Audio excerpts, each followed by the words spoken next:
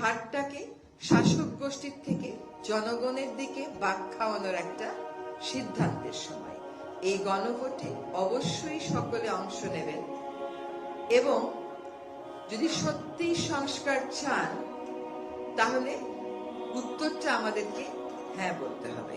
যদি হ্যাঁ না বলি, চুপ করে বসে থাকি, নিষ্ক্রিয় থাকি বা না বলি, তাহলে ক্ষমতার যে ভারসাম্যটা আনার প্রয়োজন এই সমাজে, সেই ভারসাম্যটা আনবার সুযোগটা আরো অনেক বছরের জন্য হয়তো আমরা মিস করে ফেলব। কাজেই যে সংস্কারগুলোর প্রস্তাবনা করা হয়েছে নিজেরা পড়বেন, বুঝবেন। এগুলোর ব্যাপারে কিন্তু সরকারের পক্ষ থেকে অনেক প্রচারণা, অনেক ব্যাখ্যামূলক নোট প্রস্তুত করে আপনাদেরকে দেয়া হচ্ছে। গণভোটে সকলকেই অংশ নিতে হবে এবং আপনার মতামত জানাতে হবে। যদি সংস্কার চান তাহলে গণভোটে যেতে হবে, সংস্কারের পক্ষে মতামত ব্যক্ত করতে হবে। এবার কিন্তু নির্বাচনে তরুণ সমাজ একটা বড় ভোটের অংশ।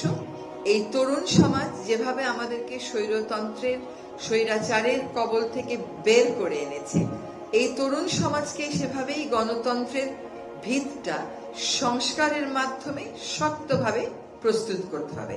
শুধু স্বৈরাচার চলে গেল তাতে খুশি হয়ে বসে থাকার কোনোই সুযোগ নাই, কারণ এই দেশে আগেও স্বৈরাচার বিরোধী আন্দোলন হয়েছিল। আমরা এখনো নূর হোসেনের কথা বলি তো, আমরা এখনো ডক্টর মিলনের কথা বলি তো, এরকম আরো অনেকে আছে যাদের নাম এই মুহূর্তে বলছি না, লম্বা তালিকা। ফলে স্বৈরাচার বিরোধী আন্দোলনে সফল হওয়ার সাথে সাথে দেশে গণতন্ত্র চলে আসে না। দেশে গণতন্ত্র চলে আসতে প্রত্যেকটা নাগরিককে তার ভোটাধিকার প্রয়োগে সচেতন এবং সতর্ক হতে হয়। আপনাদের ভালো বুঝে আপনারা সাধারণ নির্বাচনে ভোট দেবেন, আর গণভোটে সংস্কারের যে প্রস্তাবনাগুলো আছে যদি সত্যি ক্ষমতার ভর শাসক গোষ্ঠীর কাছ থেকে জনগণের কাছে নিতে চান তাহলে সংস্কারের পক্ষে থাকবেন। আপনারা আমাদেরকে অনেক ভয় ভীতি দেখানো হবে যাতে নির্বাচনে আমরা না যাই, ভোটাররা যাতে ভীত হয়, তার কিছু আলামত তো ইতিমধ্যেই আমরা পেয়েছি। এই ভয়কে জয় করেছিল বলেই কিন্তু জুলাই আগস্ট সফল হয়েছে। এর আগেও কিন্তু আন্দোলন হয়েছিল, সেই আন্দোলনগুলো চূড়ান্ত সফলতার মুখ দেখেনি। তার কারণ হচ্ছে ভয়কে তারা জয় করতে পারে নাই। ভয়ের নানান রকম মাধ্যমে ভয় দেখানো অব্যাহত ছিল, এখনো কিন্তু ভয় দেখানো হচ্ছে। এই যে ভয়, এই ভয়টাকে আমাদের জয় করতে হবে।